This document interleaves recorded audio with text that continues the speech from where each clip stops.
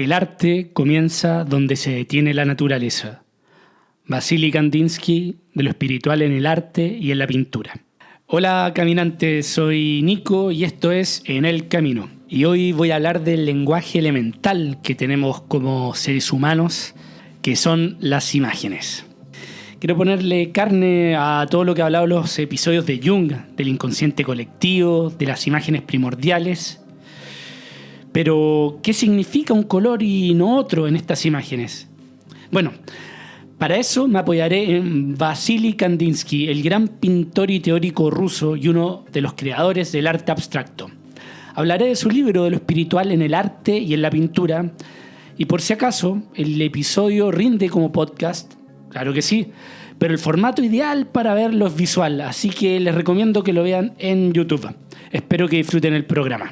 Empezaba con la frase «El arte comienza donde se detiene la naturaleza», frase Kandinsky, porque explica bien lo que pretende el arte abstracto. Hasta la irrupción de Kandinsky teníamos en la pintura un arte proclive al realismo, volcándose hacia afuera, imitando a la naturaleza. Veníamos del siglo XIX, de los impresionistas, neoimpresionistas, que se interesaban justamente por la naturaleza. Lo importante eran las impresiones internas del artista, del objeto representado. Y es así que tenemos estrellas agigantadas, como la Noche Estrellada de Van Gogh, por ejemplo. Tenemos en el neoimpresionismo la técnica del puntillismo como el gran motor para modificar la realidad, usando en vez de trazas una técnica pictórica de punto tras punto, que cambian de color entre puntos vecinos unos a otros y que incluso se pueden llegar a superponer, creando efectos de mayor luminosidad y de complejidad con la luz y la sombra. Es impresionante el efecto de luz y vividez que arroja esta técnica, que permitía un divisionismo de lo representado más en degradé y menos tumultuoso. Son cuadros que evocan mucha paz y belleza, también esto por los temas elegidos de estos pintores que son la naturaleza. Este movimiento de los impresionistas y luego los neoimpresionistas, como tantos movimientos, fueron más bien breves. Quien sea que haya leído el hermosísimo libro de las cartas a Theo de Van Gogh entenderá las grandes esperanzas que albergaba Vincent en este movimiento, pese no a ser uno de los pilares. Pero Vincent, siempre más pasional y desesperado, lo interpretaba desde otro ángulo. Solamente encuentro que lo que he aprendido en París se va y que vuelvo de las ideas que me habían venido en el campo antes de conocer a los impresionistas. Porque no quiero reproducir exactamente lo que tengo delante de los ojos, sino que me sirvo arbitrariamente del color para expresarme con más fuerza. El neoimpresionismo rompía con las trazas divisorias, esas que por la lejanía en las representaciones de la naturaleza cambiaban de golpe. Como un dibujo de un niño que representa sus montañas y que luego de una traza permitía la aparición de un valle o de un nevado y de un nuevo color. La naturaleza puede parecer así de lejos, pero si nos acercamos es mucho menos drástica y sus fronteras entre color, entre valle y montaña van y vienen. Es como una serpiente, zigzaguean. En resumen, el neoimpresionismo tenía una ambición más científica y, como pasa casi siempre, el arte y la intuición atisban lo que la ciencia luego solo confirma. Si hacemos zoom sobre nuestro cuerpo, hasta el máximo, veremos que nuestras partículas fundamentales están compuestas como un cuadro con técnica puntillista. Todo degradado y nada continuo, todo superpuesto. Hablo algo de esto en el primer episodio de la trilogía del tiempo para quienes les pueda interesar. En fin, esto lo aprendí básicamente llegando a París, donde encantado con los museos como el Orsay o la Orangerie, con cuadros de Georges Seurat, Paul Signac, Camille Pissarro y Van Gogh, iba con mi libretita y anotaba mis impresiones y descripciones de los cuadros. Lo hacía como si fuera algo importante, como parte de mi educación autodidacta, complementaria a mi educación sentimental. Ambas iban de la mano. Tenía que ser así. No lo puedo explicar, pero imagino que en el fondo sabía que no estaba preparado aún para codearme con la gente que quería codearme. En fin, luego aparece el expresionismo más volcado hacia la psiquis, muchas veces en la naturaleza, como lo hacía el noruego Munch, con su cuadro lleno de angustia, como es El grito. Estaba caminando con dos amigos. El sol se estaba poniendo. El cielo se tornaba rojo sangre y sentí una ola de tristeza. Me detuve exhausto. Arriba el fiordo azul oscuro y la ciudad sangre y lenguas en llamas flotando. Mis amigos continuaron caminando. Yo me quedé atrás, estremecido de angustia. Sentí el gran grito de la naturaleza. Edvard Munch. También vi una exposición de él en el Orsay en París, hermosísima, potente. También estaba volcado Munch hacia la naturaleza, pero con el sujeto como protagonista. Pero más que el sujeto, su comunión e impresiones y sobre todo expresiones con lo externo. En verdad, Munch lo dice mejor. No se deberían pintar más interiores, gente leyendo ni mujeres tejiendo. Será gente que esté viva, que respiren, sientan, sufran y amen. Crearía un gran número de esas imágenes. La gente entendería la santidad y poder de ello y se sacaría el sombrero como en la iglesia. En Munch y en el expresionismo lo que importa son los sentimientos, lo simbólico, mucho más que la realidad y la geometría. Los colores son expresivos y vigorosos. Bueno, luego en la escuela de Viena, pintores austriacos como Schill, Kokoschka o Max Oppenheimer tomarían la posta, motivo suficiente para visitar los museos de Viena, el Belvedere y Leopold. Bueno, quería hacer este paseo para que entendiéramos cómo llegamos a Kandinsky. Obviamente hay más movimientos entre medio, más grandes pintores, pero quería hacer este recorrido. Kandinsky, Vasily Kandinsky, fue un pintor y teórico del arte ruso-alemán de origen noble. Es ampliamente reconocido como uno de los pioneros del arte abstracto. Originalmente estudió leyes y economía, pero a los 30 años decidió dedicarse al arte, influenciado por el impacto que le produjo la obra de los impresionistas, en particular la de Claude Monet. Se instala en Múnich, donde estudió arte y empieza a conocer gente de la movida artística más de vanguardia, lo que le permite obtener este estilo único. El grupo del que forma parte estaba interesado en las conexiones espirituales en el arte, el simbolismo y el uso del color para transmitir emociones. Para él, el arte no era simplemente una actividad estética, sino una misión espiritual. En esta época, en 1911, publica De lo espiritual en el arte y en la pintura, el cual se considera uno de los manifiestos del arte abstracto y donde Kandinsky proclama todas sus ideas y teorías del color. Si bien uno mira las pinturas de Kandinsky en esta época, uno se encuentra con un estilo más de transición, todavía experimental, con colores vivos, pero nunca en la pureza y simplicidad geométrica de él inconfundibles. Pero ¿cuál es el objetivo del arte abstracto? ¿Qué es? Para Kandinsky es desproveer primero de la naturaleza, de dejar de mirar hacia afuera, ya sea por inspiración, réplica, copia o lo que sea, sino que volcarse, mirar hacia adentro.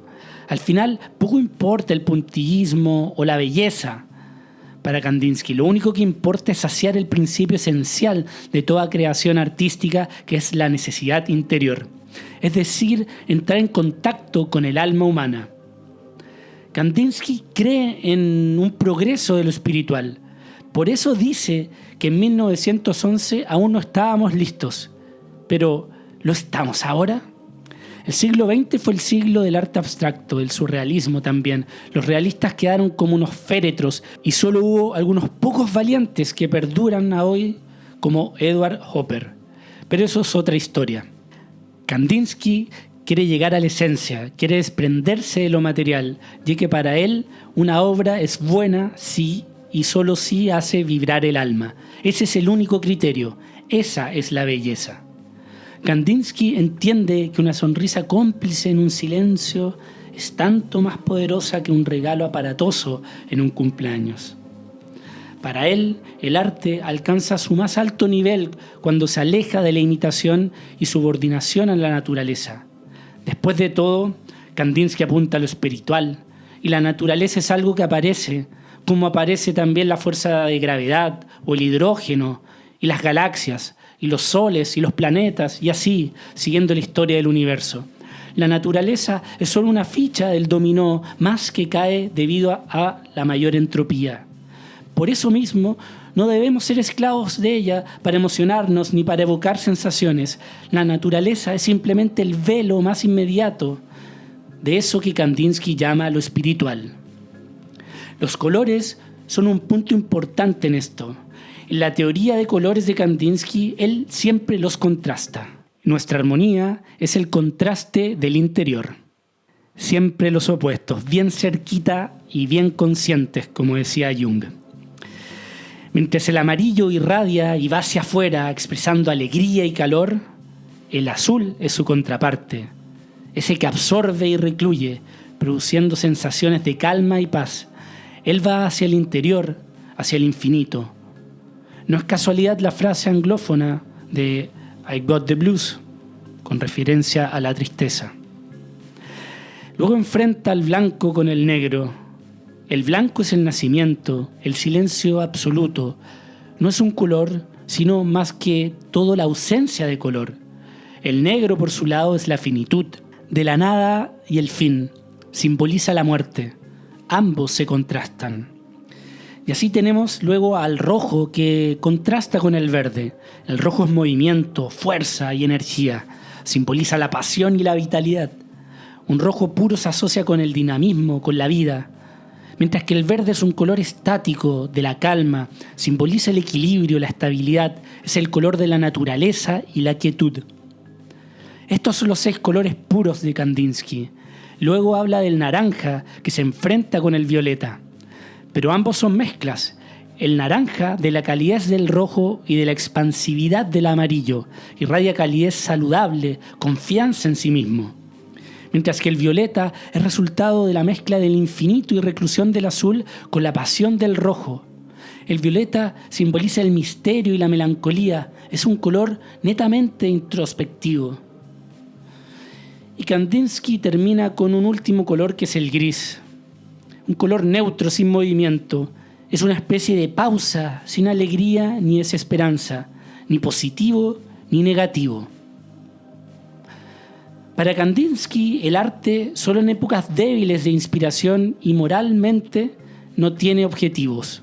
El gran arte es una gran fuerza que debe desarrollar y afinar el alma humana.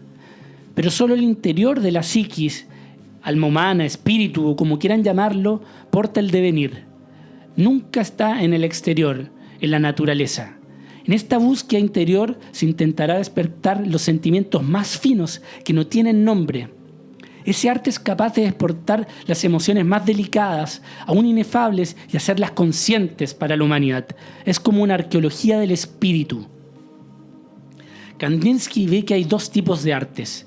El que es solo hijo de su tiempo, volcado hacia lo exterior.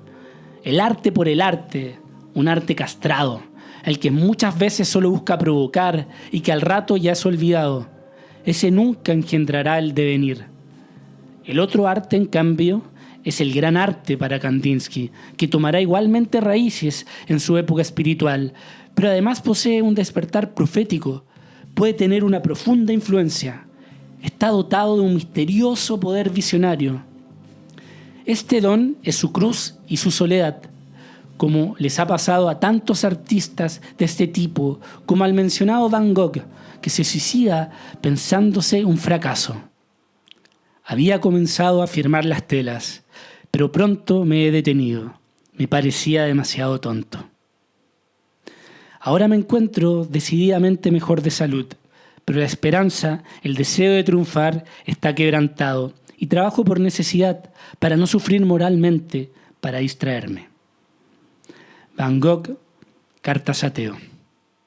Kandinsky grafica el movimiento espiritual con un triángulo en que su vector, ese que apunta hacia arriba, será la punta donde se encontrará el artista visionario en soledad, el cual acarrea a toda la humanidad permitiéndoles elevarse espiritualmente.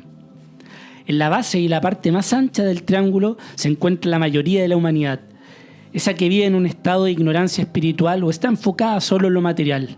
Estas son las personas más resistentes al cambio, pero al final ambas, consciente o inconscientemente, ambas secciones esperan su pan espiritual. Es lo que sacia el hambre del espíritu, ese pan espiritual que nos envía a los basureros de la intimidad leyendo comentarios de YouTube de algún video que nos conmueve. El pan espiritual, dice Kandinsky, muchas veces solo se puede saciar con el veneno de la soledad. En épocas de decadencia, este triángulo de Kandinsky no se mueve. Estas son épocas mudas y ciegas, exclusivas a los éxitos exteriores y a lo material, mirando solo el pasado. En estas épocas son aislados los hambrientos del espíritu y son ridiculizados, considerados como anormales. En estas épocas de decadencia, el cómo es más importante que el qué. Abundan los tutoriales de cómo hacerse famoso, cómo tener más seguidores, cómo ganar más plata sin trabajar, y nadie se preocupa del qué, del contenido. Es vulgaridad. El contenido, el qué, no es material, sino un elemento interior artístico, el cual se debe encontrar escarbando en uno, nunca dirigiéndose hacia replicar el pasado. El positivismo y la ciencia, de lo que hablaba en el episodio de Influencias de Jung, solo reconoce lo que puede ser medido, pesado, cuantificado. Por eso no puede conducir al reino del mañana, ya que el método científico no lo contempla, no lo tiene como una variable. Este solo se puede a través de la sensibilidad. Este es el poder del arte para Kandinsky. Aquí Kandinsky empieza a analizar tipos de arte. La palabra o la escritura es una resonancia interior, ya que si no vemos el objeto y solo escuchamos una palabra, se forma una representación abstracta en el auditor. Si digo perro, por ejemplo, cada uno pensará en algo, en tu mascota, en la del vecino, tal vez en un amigo o en un emoji, qué sé yo. Un objeto desmaterializado, o sea, sin la figura enfrente, despierta inmediatamente en el corazón una vibración. Pero el uso, como en la poesía de las palabras, de una forma irracional, fuera del tiempo, pueden aparecer capacidades espirituales insospechadas. Por eso uno lee poesía, por las figuras, por los símbolos que nos despierta y por su capacidad espiritual. Quien se encadena una alegría destruye la vida alada, pero quien la besa cuando vuela viene el amanecer de la eternidad. William Blake, Eternidad. Vida alada. No tiene sentido figurativamente en nuestra vida, pero espiritualmente tiene más sentido que tú y yo. Por otro lado, hay artistas en la música como Wagner y Debussy que son maestros en crear asociaciones con la naturaleza, tipo impresionistas, de interpretarla. Es nítido al escuchar Claro de Luna de Debussy, un gran contemplador y evocador del misterio y la soledad de la noche.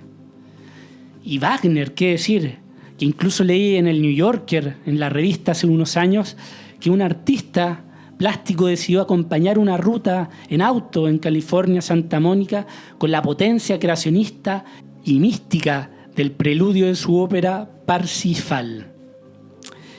Para Kandinsky, ambos son grandes músicos, ya que evocan a la belleza interior, que es la más fuerte. Y si las bellezas convencionales son más fuertes en las masas, es porque el ser no está sintonizado con su medida de belleza interior. Es que estamos perdidos por tanta hambre del pan espiritual. La música tiene una tendencia hacia el abstracto y la naturaleza interior. Es el arte para crear una vida propia, como los antes mencionados, Debussy y Wagner. La música tiene la característica de perdurar más en su impresión, mientras que la pintura lo puede hacer más rápido, de un solo golpe. Kandinsky, ya entrando en la pintura, alaba las búsquedas del interior en el exterior. Por ejemplo, a Cézanne, de poder darle alma a todos los objetos y tener la gran habilidad de ver toda la vida interior en lo que sea. Como dice el cineasta alemán Wim Wenders en su libro Los píxeles de Cézanne, en que éste capta en cuadro una montaña en el que, mirando más detalladamente, aparece un corazón en el medio. Picasso, para Kandinsky, es el maestro de exteriorizar todo. Nunca se deja de seducir por la seducción francesa de la belleza interior, como dice él. Los colores y su vibración con el alma actúan de manera directa o por asociaciones. El rojo despierta la llama, puede excitar por las asociaciones con la sangre, por ejemplo, pero todos los colores se atenúan y exacerban por sus formas. Toda forma tiene un contenido interior.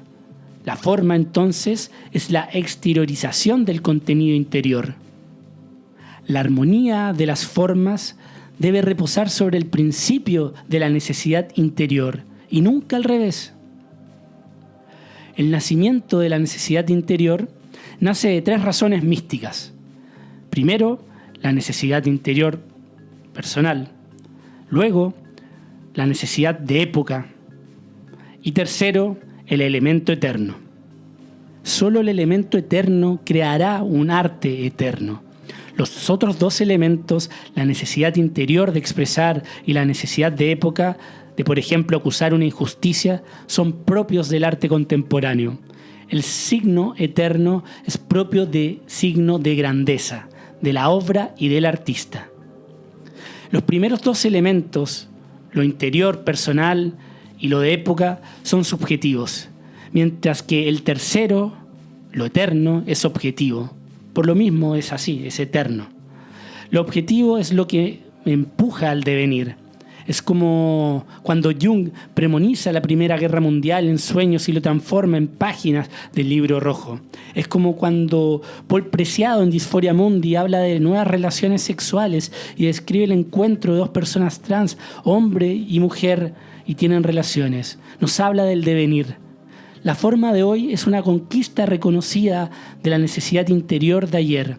Por eso, todas las expresiones exteriores son de ayer. El arte, solo en épocas débiles moralmente y de inspiración, no tiene objetivo. Es que el gran arte es una gran fuerza que debe desarrollar y afinar el alma humana. Ese es su objetivo, mover el triángulo espiritual y elevar a la humanidad. Y en la vía de liberarnos del exterior, sustituimos una base contraria, que es la de la necesidad interior. La necesidad exterior es el canon. Alguna vez sí fue la necesidad interior, pero ya no. Por eso no puede nunca arrastrarse más allá de sus propias delimitaciones.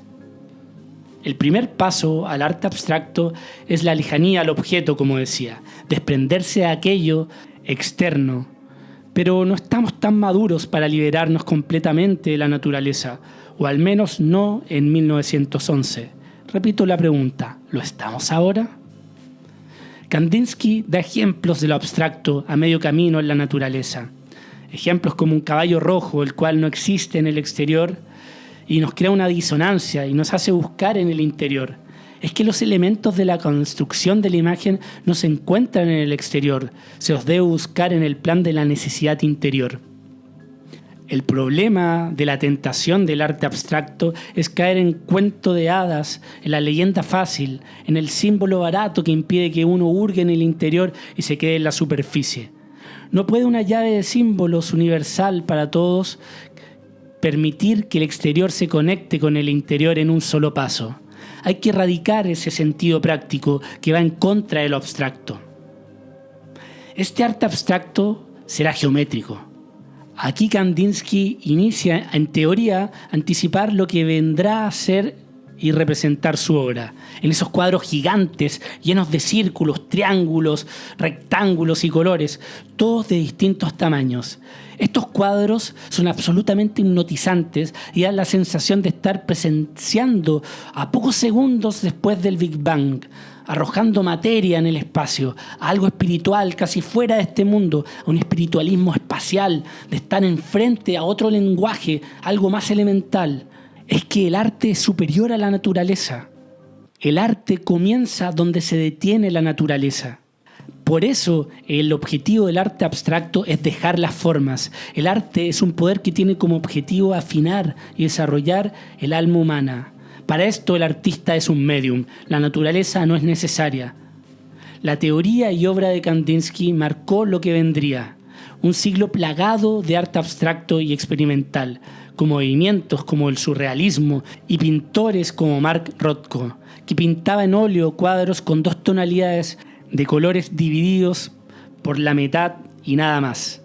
Parecía una broma llamar arte a esto, pero en la Fundación Louis Vuitton, que es un museo de Bernard Arnault, la mayor fortuna de Europa, fundación que tiene un poco para retribuir con cultura a la sociedad y, vaya a decirlo también, pagando menos impuestos de pasada. En fin, pude asistir a una exposición de la obra de Rothko. Y ya al final de haber visto una serie de cuadros, tanto de sus inicios hasta llegar a este tipo de arte más desprovisto de todo, había una sala con estos cuadros gigantes que les contaba, que habían instalado con una luz tenue. A medida que uno avanzaba, la luz se hacía cada vez más opaca y los cuadros también se intensificaban en colores. De colores pasteles pasaban a verdes, azules y así. Hasta que en el último salón me encuentro de golpe con el mismo tipo de pintura, siempre dividida en 2 mitades verticales, pero esta vez con tonalidades negras. Sentí un ahogo en el pecho, una angustia física, solo por una sala oscura y un cuadro. ¿Cómo? Rothko había llevado al extremo la teoría de Kandinsky. Se había desprendido no solo de la naturaleza, sino que también de la geometría. Ese es el poder del arte. Y esa es también su cruz. Él o la artista debe restituir el talento que le ha sido confiado, sus actos, sus pensamientos, sus sensaciones, como esas de todo otro ser, contribuyen a la atmósfera espiritual, purificándola o pervirtiéndola. Y sus actos, pensamientos, son el material de sus obras que reaccionan a su viaje sobre la atmósfera espiritual. Es por eso que el artista es el sacerdote de la belleza. El arte no es solo una misión estética, sino un objetivo espiritual. Y ya me voy despidiendo. Y como terminamos hablando de angustia física, de oscuridad, y más encima se viene Halloween, los y las dejo invitados a la lectura de noviembre del Club de Lectura, que va a ser de Mariana Enríquez, Las cosas que perdimos en el fuego. Así que contáctenos, que el primero que me escriba, o mejor aún, que lo comparta este episodio, tiene un descuento. Los dejo invitados a suscribirse a Spotify, a YouTube y a compartir esto con un amigo que le interese o amiga que le interese el arte. Hasta la vuelta. Chau.